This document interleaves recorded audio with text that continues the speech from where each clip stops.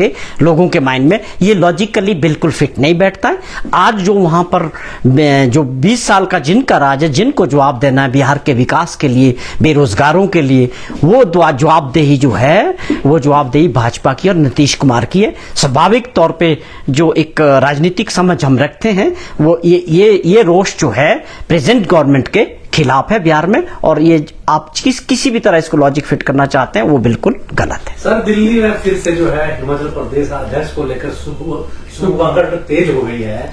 क्या लगता है कि जल्द ही हिमाचल प्रदेश को अध्यक्ष मिल जाएगा?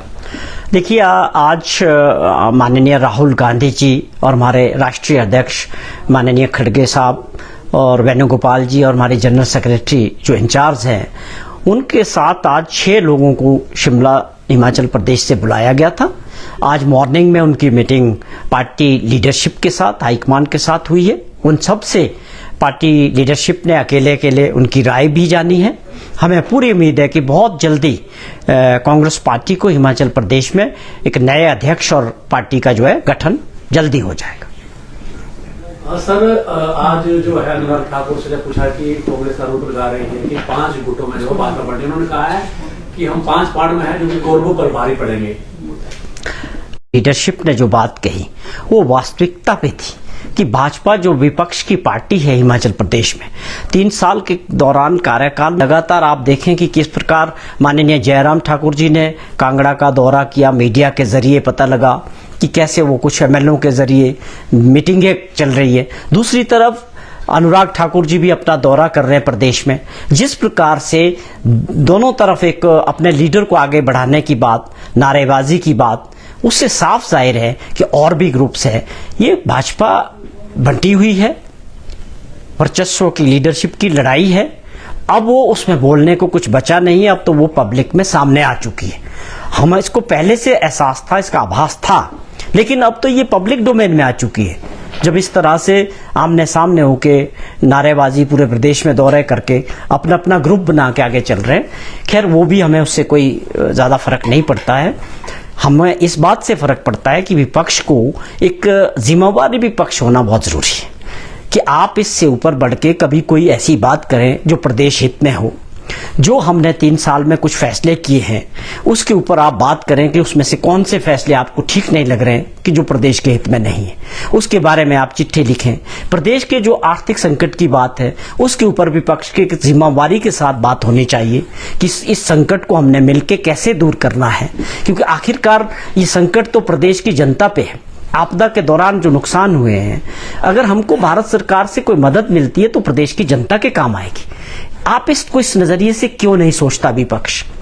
केवल मात्र मैं कल भी मीडिया में देख रहा था, प्रिंट मीडिया में भी, ठाकुर जयराम जी की कि भारत सरकार का धन्यवाद नहीं करते हैं, भारत सरकार ने ये दे दिया, भारत सरकार ने वो दे दिया। बड़ा अफसोस होता है कि जो व्यक्ति खुद मुख्यमंत्री रहे हों वो सब जानते हैं कि ये सारी चीजें जो एक नियम के तहत आती है किसी भी स्टेट के लिए, किसी भी राज्य के लिए।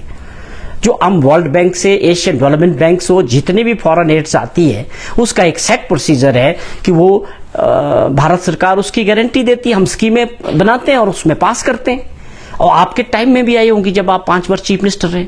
अब इसमें कौन सा नियम बदला स्पेशल, कौन सी स्पेशल पैकेज आया, कौन सी स्पेशल एड आई हिमाचल प्रदेश के लिए? जो कुछ मिल रहा है वो तय नियमों के अनुसार हो रहा है।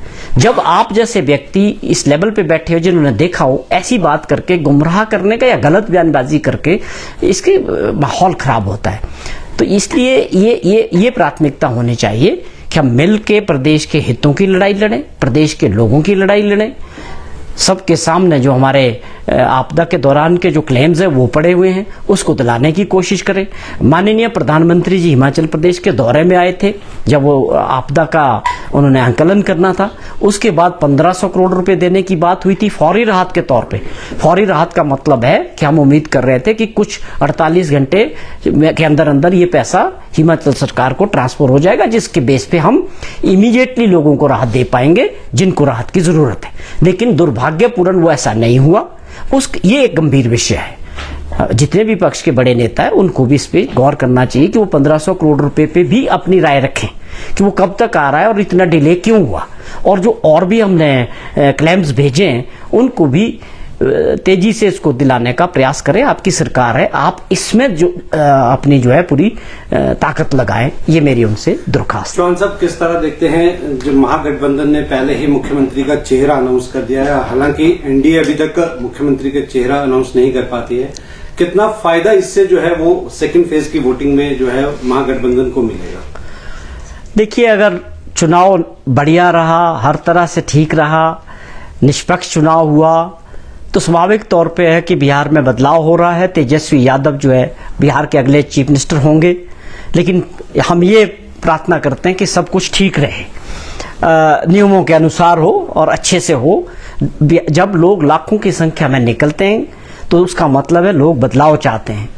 अब ये हमको और आपको 14 तारीख तक का सबको इंतजार करना पड़ेगा। चौहान साहब, एक तो भाजपा के नेता है चंबा से, उन पे कई तरह के आरोप किसी लड़की ने लगाया, क्या कहेंगे इसको लेकर? देखिए, उसमें जांच हो रही है, पहले भी हुई थी, अभी भी होगी। जो भी कार्रवाई होनी चाहिए, लड़कियों से, महिलाओं से जुड़ा हुआ मामला है, सरकार हमेशा इसको गंभीरता से लेती है।